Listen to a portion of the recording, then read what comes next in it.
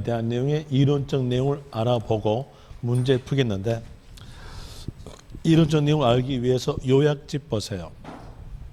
요약집에서 69쪽에서 밑에 동그라미 1번 재산세 납세 의무자, 재산세 납세 의무자인데 납세 의무자 뜻만 알았으면 각기 세금마다 납세 의무자 원칙은 구별이 가능합니다. 납세 의무자 뜻에 대한 내용은 세원을 갖춘 자입니다. 그럼 여기에서 재산세의 세원은 재산의 보유죠. 보유란 말은 소유란 말과 같은 말이에요. 그러면서 납세 의무자는 소유자 이렇게 나오고, 그리고 재산세에 대한 내용도 사실과세를 택하니까 앞에다가 붙여요. 앞에다가 사실상 이렇게 붙이죠. 사실상 소유자가 납세 의무자 원칙인데, 재산세는 매년마다 과세합니다. 매년마다 과세하니까 어느 시점의 소유자에게 과세하겠다라고 법에서 날짜를 정해줘요. 정했다 뜻으로서 사용되는 단어가 기준, 날로 정했으니까 1, 기준 1. 기준 1은 6월 1일. 6월 1일 시점에 사실상 소유자 이렇게 나와져요. 그럼 여기에서 꼭 아셔야 될 내용으로서 재산세에서 날짜에 관련된 단어가 나온다면 기준 1, 이 단어만 나온다는 거. 다른 단어는 절대 나올 수가 없다는 거. 그 내용으로서 아시면 돼요. 한번 해볼까요? 여기에서 납부 개시 1 이렇게 나온다 합시다. 납부 개시 이렇게 나온다면, 자, 건축물에 대해서 납부 기간에 대한 내용은 7월 16일부터 7월 31일이죠. 그럼 여기에서 납부 개시는 7월 16일이에요. 틀린 거예요. 또 다시 볼 때 아까 앞에서 배웠던 내용으로서 재산세를 징수하고자 하는 때에는 토지, 건축물, 주택, 선박, 항공기로 구분한 고지서에 과세표준과 세액을 적어 느려도 납부 개시 5일 전까지 발급해야 한다겠죠. 그 내용을 여기다가 대입시켜봐요. 대입시켜보니까 납부 개시 5일 전까지 발급해야 한다 했으니까 고지서에 대한 내용은 7월 달에 고지한다는 얘기예요. 7월 달에 고지서가 나가니까 납세 의무자는 7월 전달에서 정해놓고 고지서를 7월 달에 나가야 되는 거예요. 전달이니까 어떻게 돼요? 6월 1일 이런 거예요. 아셨죠? 이제 그래서 재산세에서는 기준일 이 단어밖에 안 나옵니다. 취득일, 등기일 다 틀려요. 거기다 넣은 기준일 이 단어만 나오게 되는 것이고, 고지서가 7월 달 나가니까 납세 의무자는 6월 달에 정하겠다 이 뜻으로서 나온 거예요. 이게 되고, 그리고 다시 여기에서 사실상 소유자, 이 사실상 소유자에 대한 내용과 서류상에 기록된 자가 같았을 경우는 크게 문제가 없어요. 아예 문제가 없는 거죠. 그런데 이 사실상 소유자와 서류상에 기록된 자가 다른 경우가 있어요. 어떤 경우가 있냐면 등기되지 아니한 경우. 등기되지 아니한 경우에서는 서류에 기록된 자와 그리고 또 사실상 소유자가 달라요. 이랬을 때는 사실상 소유자를 알아보기 위해서 서류에 기록된 자에게 협력 의무를 주어져요. 협력 의무에 대한 이유로서 서류상에 기록된 자가 바로 공무상 소유자죠. 공무상 소유자, 너가 신고 좀 해줘 하면서 납세 의무자에 대한 내용은 6월달 결정하죠. 6월달 결정하니까 공무상 소유자가 기준 일로부터 10일 내에 신고를 하여 줌으로써 사실상 소유자를 판단한다. 이 법이 나오는데, 여기서 조심하실 점, 여기에서 요 10일 숫자는 여러분 시험에서 맞게 주어져요. 맞게 주어지니까 여기 조심하셔야죠. 뭐예요? 기준 1. 사유 발생일 아니에요. 소유권 변동일 아니에요. 여기에 대한 내용은 기준 1입니다. 온인하셨죠? 왜? 6월 달에 납세의무자 정해되니까요. 그래서 제가 기준 2라는 거 아시고요. 또 다시 이제 여기에서 서류상의 소유자의 신고를 유도해야 되겠어요. 신고를 유도하기 위해서 법이 또 하나 나옵니다. 그 법에 대한 내용이 예외적 법이에요. 예외적 법에 대한 내용으로서 소유권 변동되었음에도 불구하고 신고하지 아니하였으면, 자, 신고하지 아니하여 이 말이 나왔으면 지자체에 나는 서류에 기록된 너밖에 몰라 너에게 고지서 나갈래 이렇게 해주면 공무상 소유자가 신고할까 안 할까요? 당연히 신고하는 거예요. 그러면서 신고하지 않았으면 공무상 소유자 너를 납세 의무자로 하겠다 이렇게 함으로써 공무상 소유자의 신고를 유도한다는 얘기예요. 이제 예외적 내용은 예외적 관련 단어가 있어야 그 상황이 나와져요. 그럼 여기에서 공무상 소유자라는 말이 나오려면 앞에서 어떤 단어가 있었냐면 신고하지 아니하여 이 말이 있어야 됩니다. 이제 이 내용까지 해가지고 여기에서 이렇게 해봅시다. 소유권 변동된 연도에 납세 의무자를 정해보죠. 소유권 변동된 연도 납세 의무자에 대한 내용으로서 저희 이렇게 이 연도에서 6월 1일이었어요. 6월 1일 전에 잔금을 주었다. 그랬으면 6월 1일 전에 소유권이 갑으로부터 을에게 이전됐다는 거죠. 이랬을 때의 납세 의무자, 이 연도의 납세 의무자는 갑이 이만큼 소유했으니까 이만큼 갑에게, 이만큼은 을에게 이렇게 배분시킬까요? 아니면 한 사람에게 정할까요? 한 사람에게 정될 거 아니에요. 여러 사람하고 싸울 때 어떻게 싸웁니까? 남성분들요. 한 놈만 패. 아닙니까? 그러니까 세금을 징수할 때도 한 사람한테만 징수해야 돼. 만약에 문장상에서 두 사람에게 배분한다면 어떨까요? 그건 틀린 거예요. 한 사람 갑니다. 한 사람 가는데 어느 시점 한 사람? 6월 1일 시점에 한 사람이에요. 그럼 누가 되겠습니까? 을이 되는 거죠. 그럼 여기에서 결과적으로 싸울 수 있는 것은 이제 6월 1일 전에 잔금을 지급하였다. 이때에 대해서 납세 의무자는 매수인 됩니다. 매수는 이렇게 나오게 되는 것이고, 다시 이제 여기에서 이렇게 또 해보죠. 6월 1일 후에서 잔금을 줬다. 그럼 6월 1일 이후에 잔금 줬으면 소유권은 6월 1일 이후에 넘어가죠. 거기에서 갑으로부터 을에게 소유권이 변동됐다. 이랬을 때 이 연도의 납세 의무자는 누구로? 갑이 되겠죠. 갑이 납세 의무자에 대한으로서 6월 1일 후에 잔금을 지급했다면 납세 의무자는 매도인 이렇게 나오게 되는 것이고요. 그리고 또 6월 1일 날짜와 잔금 지급 날짜가 같은 경우가 있어요. 이 경우를 대비해서 법이 나오죠. 이때는 양수인이 곧 매수인이죠. 매수인을 과세대장에 기록해주고 그 기록된 매수인을 납세 의무자로 한다고 합니다. 그럼 여기서 결과적으로 누가 매수인이 납세 의무자다 이렇게 나오게 되는 것이고요. 그리고 또 요약집에서 70페이지 보세요. 요약집 70페이지 보시면은 이 가로에서 동그라미 1번 나오면서 화살표에 있는 문장 보니까 한 문장으로서 석줄이죠. 그 석줄 내용 전부 다 외울 수가 없으니까 문장 쭉 가다가 신고하지 아니하여 이 말 나왔으면 막바로 끝만 가세요. 공무상 소유자 됩니다. 두 번째 화살표에 대한 내용을 제가 문장 변형해 볼게요. 공무상에 개인 명의로 등재되어 있는 사실상 종중재산으로서 공무상 소유자가 종중 소유임을 신고한 때에는 공무상 소유자가 납세 의무자이다. 틀렸어요. 신고했죠. 신고했으니까 누가 될까요? 사실상 소유자인 종중됩니다. 자, 사실상 소유는 뭘로 판단한다? 신고로 판단한다 했잖아요. 그랬으니까 거기에 대한 이로서 신고로 나온다면 사실상 소유자가 됩니다.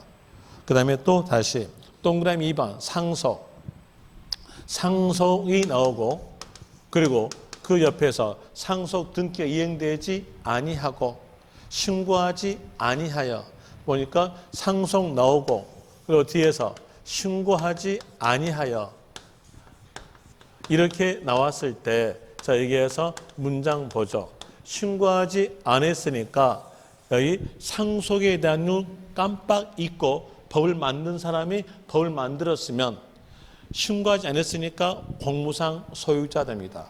상속이니까 공무상 소유자는 돌아가신 분이에요. 피나니까 돌아가신다. 피상속인 됩니다. 그럼 피상속인에게 고지서 나가면 우리는 참 좋아요. 그분이 세금 납부하라고 7월 16일 날 벌떡 일어나셔가지고 세금 납부하고 9월 16일 날 벌떡 일어나셔가지고 세금 납부하고 들어가시면 내년에 뵙겠습니다 하고 인사드리면 참 좋겠는데 그럴 리는 만무죠. 그러니까 여기에 대한 내용은 공무상 소유라는 말은 나올 수가 없어요. 여기에 대해서는 왜? 뭐 때문에? 상속 때문에. 그러면서 여기는 민법상의 상속 지분이 큰 자라고 합니다. 큰 자니까 표현되는 단어는요. 주된 상속자 이렇게 나오져요. 이제 주된 상속자란 말이 나오려면 어떤 말이 꼭 있어야 되냐면 여기에서 상속이라는 단어에 대한 내용과 그리고 신고하지 아니하여 이 단어가 있어줘야 주된 상속자가 나옵니다. 주된 상속자는 민법상 상속 지분이 큰 자가 둘 이상이었으면 그때는 연장자 이런 순서로서 판정되는 것이고요. 그리고 또 그 밑에서 동그라미 3번 국가 단어에다가 동그라미 그리고 그 옆에 지자체 조합과 재산세, 과세 대상 재산을 연부 동그라미 매매계약 체결하고 그 재산 사용권을 무상 동그라미 받은 경우는 매수계약자를 납세 의무자로 본다. 여기서 매수계약자에다가 밑줄. 이제 결과적 내용으로서 말씀을 드리면 매수계약자란 말이 나오려면 앞에서 국가, 연부, 무상 요 세 단어가 다 있어야 나옵니다. 이 세 단어 중에서 한 단어라도 빠지면 매수계약자라면 나올 수가 없어요. 이제 설명을 드릴게요. 자, 여기에서 매수계약자의 뜻, 단어의 뜻을 알려면은 매수인이라는 단어하고 연관 비교시키면 돼요. 매수인은 소유권 넘겨받은 자예요. 소유자예요. 그럼 매수계약자는요. 계약하고 소유권 넘겨받기 전자. 소유자가 아니에요. 소유자가 아니기 때문에 매수계약자가 이 재산세 납세 의무자로서 나올 수가 없는 겁니다. 그런데 나왔어요. 뭐 때문에 나왔냐면은요, 연부란 단어 때문에 나옵니다. 연부란 단어 때문에 나오는 거죠. 연부란 말은 연 단위로 돈 준다는 거죠. 연 단위로 돈 준 기간 연도에 대해서는 소유권이 넘어가지 않아요. 그래서 이 연부기간 연도에 납세의무자를 정하기 위해서 나온 것이 바로 매수계약자입니다. 연부란 말은 매년마다 돈 준 경우다 라고 생각하시면서 이제 들으시면 되는데 이렇게 봅시다. 이때 시점에서 국가와 매년 말 2년간 10억씩을 지급하기로 하다 이렇게 해보죠. 그랬으면 여기에서 국가와 매년마다 돈 주죠. 뭘까요? 연부. 연자가 해년마다 연부 계약 체결하다 이렇게 끝났다면 거기에서 1년 말일 때 10억 주고요. 또 1년 말일 때 10억 주고 완부를 했으니까 완부했던 시점에서 소유권은 매수인에게 넘어가는 겁니다. 자, 여기에서 연부란 말이 없다면 어느 연도를 말하냐면 여기 요 후년도를 말한 겁니다. 이 후년도 말한 것이 연부 단어가 없을 때예요. 여기는 연부 단어 있죠. 있으니까 연부 연도를 말합니다. 연부 연도는요. 여기죠. 요 두 개 연도죠. 요 두 개 연부 연도 동안에 납세 의무자를 정하기 위해서 나온 건데 이 두 개 연도의 소유권자는 누구 소유권? 국가 소유권입니다. 국가, 너가 요 두 개 연도에 대해서 소유하면서 사용수익하니까 재산세 납부해 이렇게 나온다면 징수권자가 국가나 지자체입니다. 그럼 자기가 징수할 금액을 자기가 납부한다 말이 안 맞아요. 안 맞음으로써 이때에 대해서는 과세하지 않는다. 이렇게 무상 여기서 국가와 연부로 끝났다면 요 연부 연도 두 개의 연도에 대해서 비과세 된다는 뜻입니다.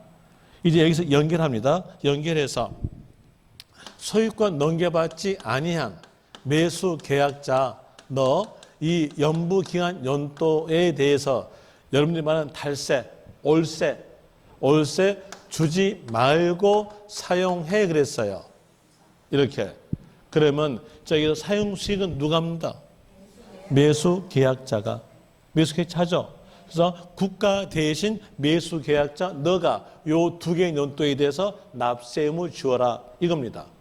그럼 이제 매수 계약자라는 말이 나오려면 어떤 말을 써야 되냐? 국가, 연부, 무상 요 세 단어 다 있어줘야 매수 계약자가 나옵니다. 그리고 또 여기에서 연부란 말이 없다 하더라도 선수금 받아 이 말 나오면 연부 뜻 하세요. 원래는 선수금 받아 이 말과 연부는 다른 말이에요. 선수금에 대해서 알아야 되는데 선수금을 알려면 선지급금, 가수금, 가지급금, 미수금, 미지급금 이 내용을 전부 다 아셔야 돼요. 그 내용을 설명하려면 여기에 대한 내용이 하루가 넘게 걸려요. 그럼 거기에 대한 효과가 있으면 좋겠는데 효과가 없으니까 간결하게 선수금 받아라는 말은 연부 뜻이다. 이렇게 생각하고요. 그리고 또 매수계약자라는 말이 없다 하더라도 무상으로 부여받은 자 이 말이 있으면 매수계약자의 뜻이구나 라고 하시면 돼요. 그래서 매수계약자라는 말이 나오려면 꼭 있어야 될 말이 국가, 연부, 무상 세 단어가 있어야 된다라는 것으로 아시고요. 그 밑에서 동그라미 4번 신탁법 이 신탁법에 의한 신탁재산에 대해서는 여러분이 민법에서 잘 배울 거니까 하찮은 과목인 세법은 거기에 대해서 설명할 수 없고요. 단어만 짓습니다. 단어상으로 신탁법 이만 나왔으면 맞바로 끝만 가세요. 납세자는 수탁자 이러시면 될 것이고요. 또 다시 그 밑에서 동그라미 5번 도시개발법 이렇게 나온 거 보니까 이건 공법이네요. 공법은 2차 과목에서 제일 큰 과목이에요. 거기 큰 과목을 하찮은 과목 세법이 설명하게 되면 공법한테 맞아. 안 맞으려니까 저는 설명하지 못하고요. 단어만 짓습니다. 거기에서 문장 쭉 가볼 때 채비지 아니면 보류지 이 말이 있으면 납세자는 사업 시행자 하시면 됩니다. 이 채비지와 보류지는 사업 시행자 것이거든요. 그렇기 때문에 납세자는 사업 시행자가 되는 것이고요. 그리고 또 그 밑에서 동그라미 6번 기속이 소유권 기속이 분명하지 아니하여 소유권이 누구 건지 몰라요. 그랬을 때는 사용한 자가 사용 수익할 것이다 라면서 사용자를 납세 의무자로 합니다. 자, 그 문장에서 사용자란 말이 나오려면 앞에서 꼭 있어야 될 말이 기속불 이 말이 있으면 납세 의무자는 사용자가 되는 겁니다. 사용자란 말은 기속불 이 단어가 있을 때 나온 겁니다. 만약에 기속불 이 단어가 없는데 사용자가 나온다면 그 문장은 틀린 겁니다. 그래서 이 내용을 이제 이해했으니까 여기에 대한 내용에서 암기가 들어가야 되는데 외우기 힘들다 하면은 여기도 연상에 의해서 외우시면 돼요. 뭘로 연상하시냐면 기순용사다 이렇게 연상하시면 이거 금방 외울 수 있어요. 여기서 기순 하면은요 여기 속자가 약간 보여요. 약간 보이고 그 다음에 여기에서 용사를 거꾸로 해보세요. 사용자 되겠죠? 기순용사로 연상하시면 돼요. 그리고 또 다시 그 밑에서 공유재산. 공유재산은 공동 소유 재산이에요. 공동 소유 재산이니까 자기 지분만큼 소유함으로써 납세 의무자는 지분권자 됩니다. 그래서 공유 이 말 나왔으면 납세 의무자는 지분권자. 지분 표시가 없으면 균등한 것으로 본다. 이런 내용으로서 나오게 되죠. 여기 바로 재산세 납세 의무자예요. 이 재산세 납세 의무자는 해년마다 10년 동안 한 문제씩 나오고 있어요. 작년에도 나왔어요. 그럼 여기에 대한 이로서 이제 문제로서 이 내용을 숙달시킵니다. 숙달시키는데 거기에서 문제집에서 문제집 93쪽 4번 문제. 3번 문제 풀어줄게요. 3번. 재산세, 납세 의무자 틀린 것. 1번. 재산세, 납세 의무자 인지 해당 여부 판단하는 기준 시점은 기준 1 현재다. 맞죠? 그 다음에 2번에서 공상 소유자를 재산세, 납세 의무자로 하는 경우가 있다. 있어요. 어느 경우에서요? 신고하지 아니한 경우에서 있죠. 맞는 문장이고요. 그리고 3번에서 사용자를 납세 의무자로 하는 경우가 있다. 있어요. 어느 경우는 기속불. 그리고 4번 지자체 나왔죠. 더 쭉 가니까 연부 나왔죠. 더 쭉 가니까 무상 나왔죠. 납세 의무자는 매수 계약자. 맞고요. 5번에서 재산세, 재산을 여러 사람이 공유 나왔죠. 그럼 납세 의무자는 지분권자. 그런데 공유자 중 한 사람을 지자체가 정한다? 틀렸죠. 지분권만큼 소유하는 거니까 지분권자 됩니다. 4번 갑시다. 재산세, 납세 의무 옳은 것은 1번 소유권 기속이 분명하지 아니하여 기속불 나왔죠. 그 다음에 보자마자 끝만 가세요. 사용자 맞죠? 1번이 답. 2번 갑시다. 주택 건물과 토지 소유자가 다를 경우 주택에 대한 산출세액을 건축물과 급수토지 면적 비율로 안분 부분에 대해서 소유자를 납세의무자 한다. 면적 비율이 아니라 시가 표준액 비율입니다. 자, 이 재산세에 대한 내용은 과세 표준이 가액이에요. 가액이니까 시가 표준액 비율로서 배분한다 이렇게 나오게 되는 겁니다. 예, 설명드릴게요. 자, 여기에서 주택 이렇게 나오면요. 그러면 이 주택 단어 안에가 들어있는 것이 부수 토지란 말이 들어있다겠죠.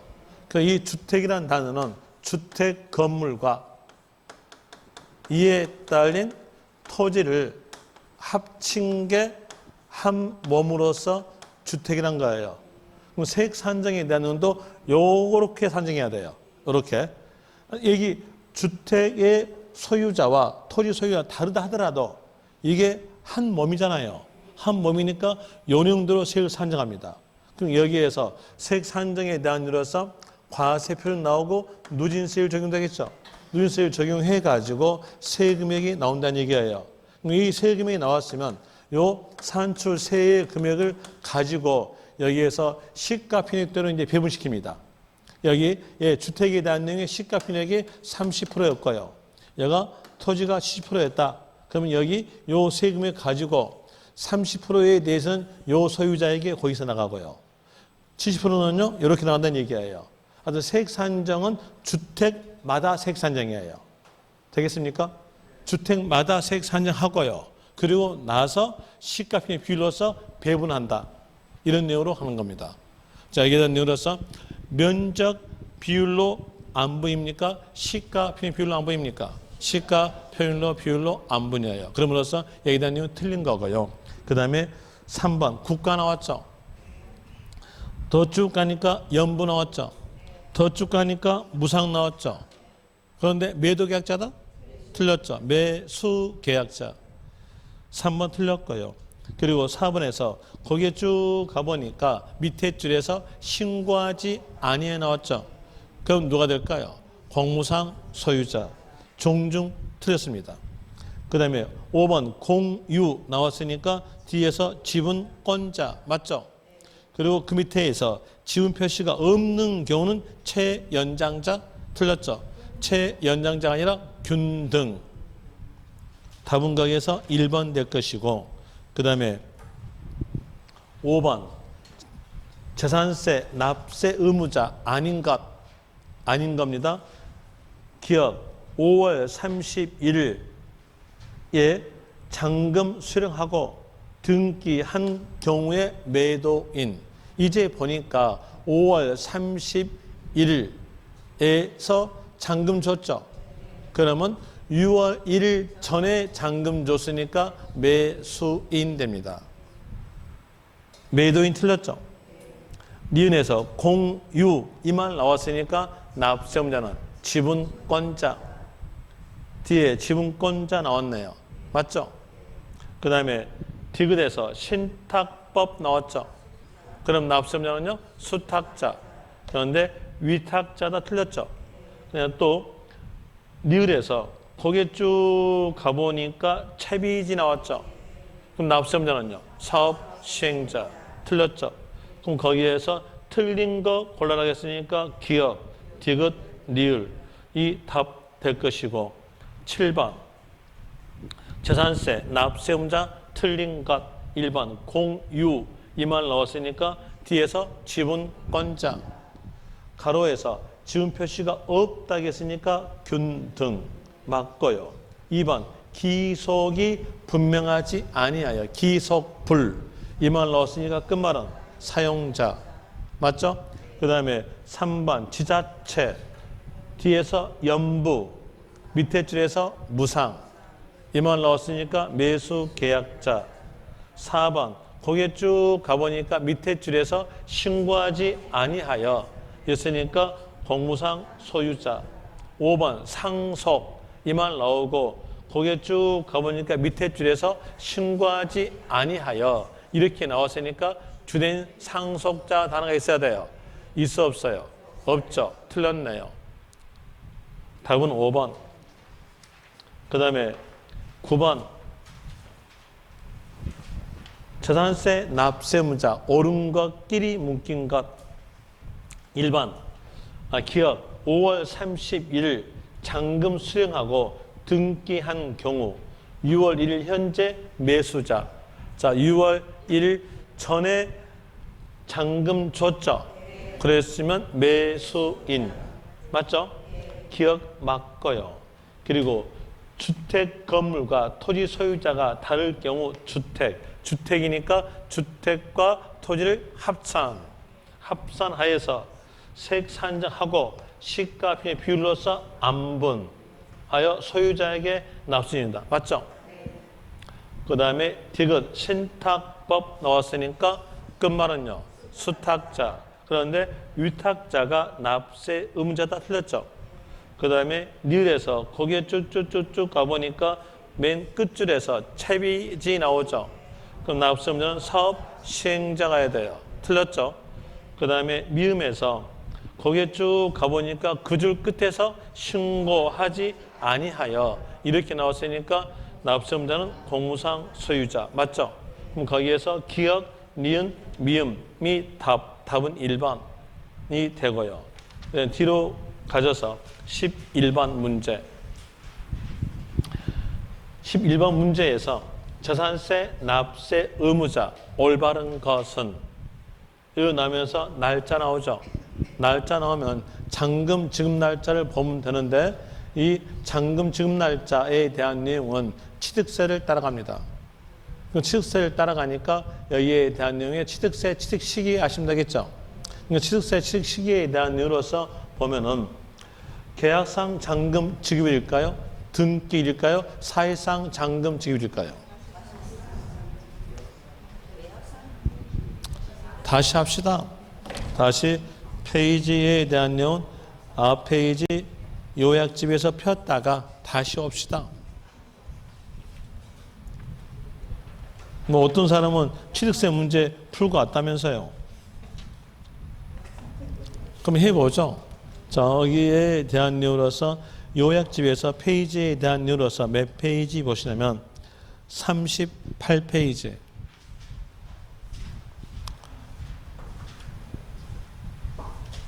38페이지 보시면 그 문제구나. 제가 뭐 잘못 때렸네요. 36페이지.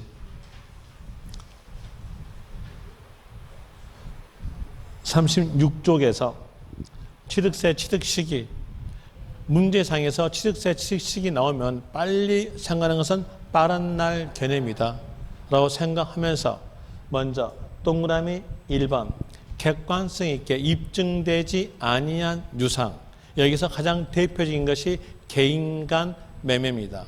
개인 간 매매일 때에 취득세 취득 시기는 계약상의 잔금 지급일 계약상 잔금 지급 날짜가 명시되지 아니한 경우 나왔으면 그때는 계약일로부터 60일 경과되는 날을 계약상의 잔금 지급 날짜로 하는 거고요. 그리고 박스 안에서 문장을 쭉 가볼 때 계약 해제 나왔어요.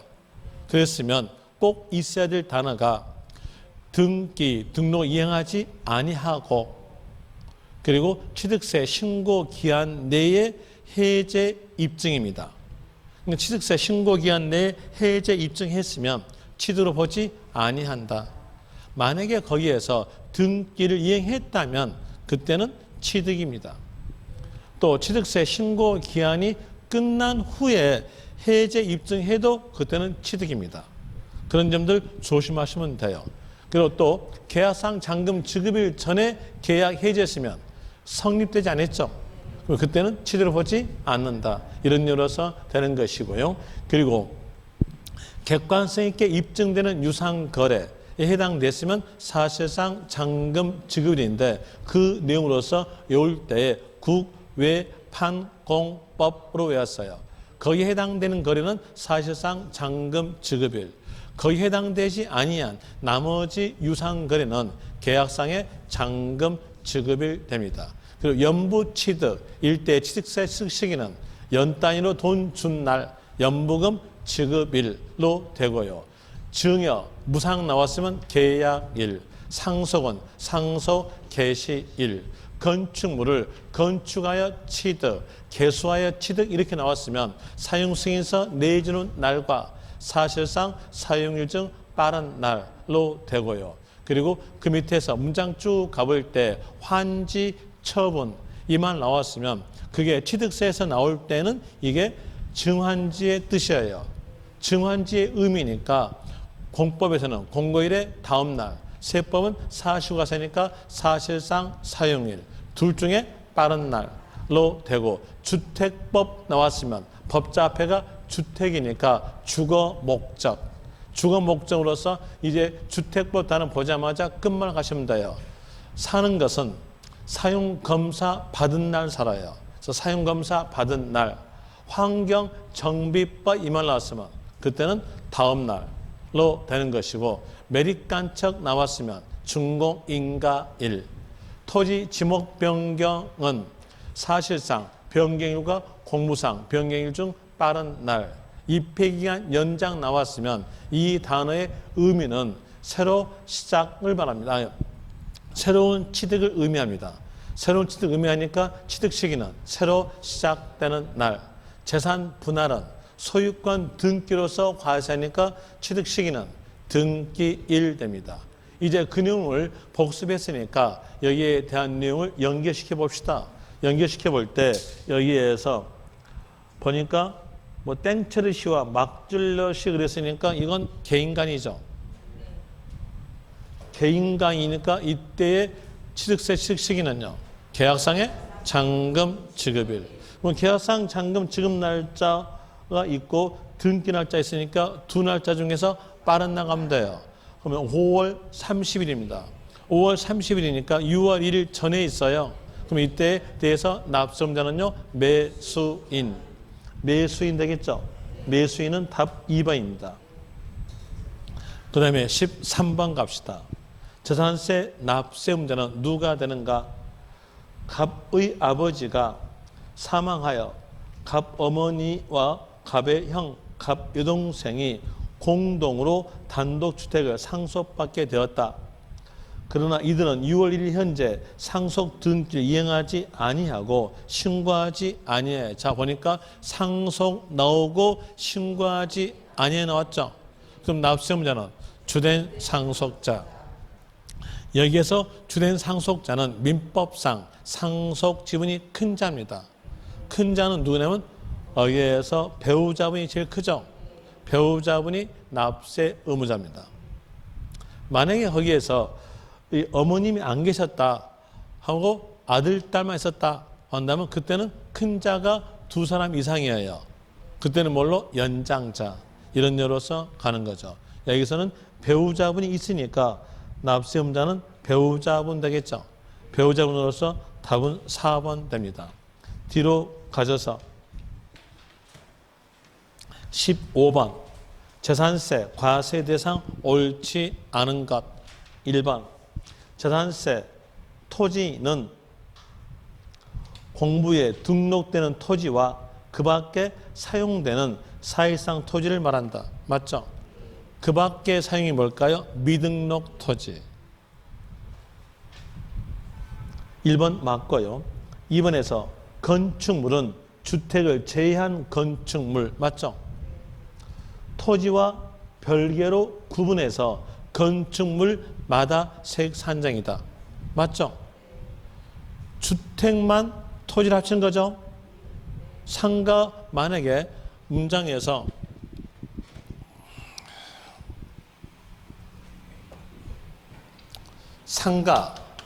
상가 건물을 보유했을 때는 상가 건물과 토지를 합하여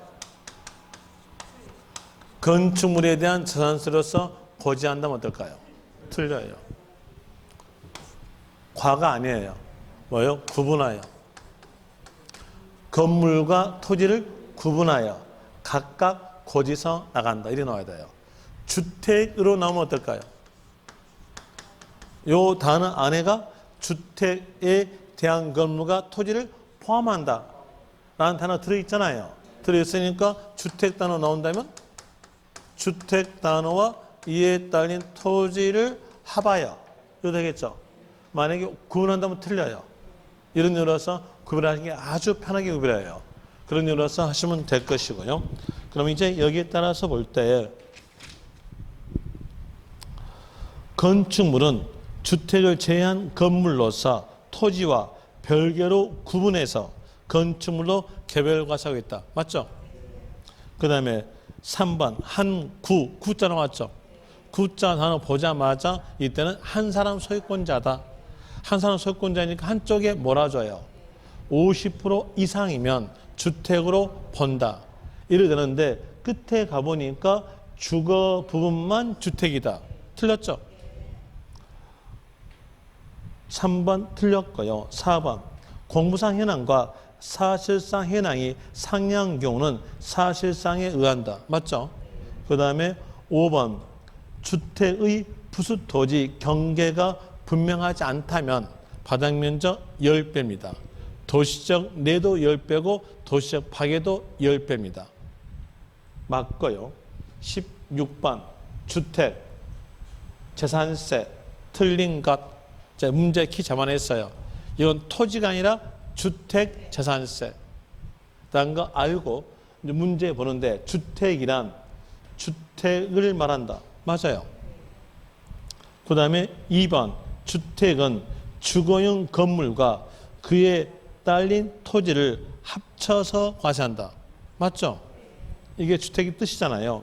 그 다음에 3번 별장과 별장이 아닌 주택으로 구분하여 각각 적용 세율이 다르다. 자, 이건 뭘 물어본 거예요? 세율. 세율 물어보니까 다르다. 만약 세율이 아니었으면 다 같다. 이러면 되겠죠? 그런 이유로서 여기 3번 맞고요. 4번에서 주택, 부수토지 경계가 명백하지 아니한 때는 바닥면적 10배를 부수토지로 한다. 맞죠? 이 경우 초과 부분은 종합합산을 본다. 초과된 부분은 나대지입니다. 나대지니까 종합합산. 뒤에서 나대지에 대한 내용과 별도합산, 분류과세, 또 종합합산은 따로 설명드릴 거예요.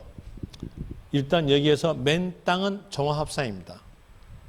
그 다음에 5번 건축물이란 주거용 건축물을 포함한다. 제외. 5번 틀렸고요. 그 다음에 뒤로 가져서 그냥 17번 풀어줄게요. 재산세 해당하지 않는 것끼리 묶인 것은 무인 항공기는 사람 안 탔죠?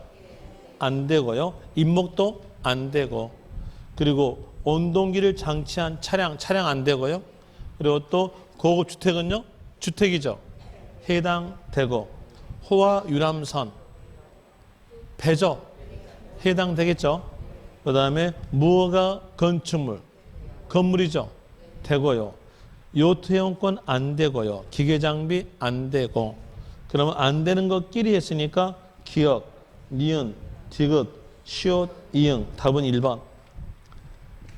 19번 비과세에 대한 내용 또 뒤에서 설명해 드리고 난 다음에 요 문제 풀어 드릴게요.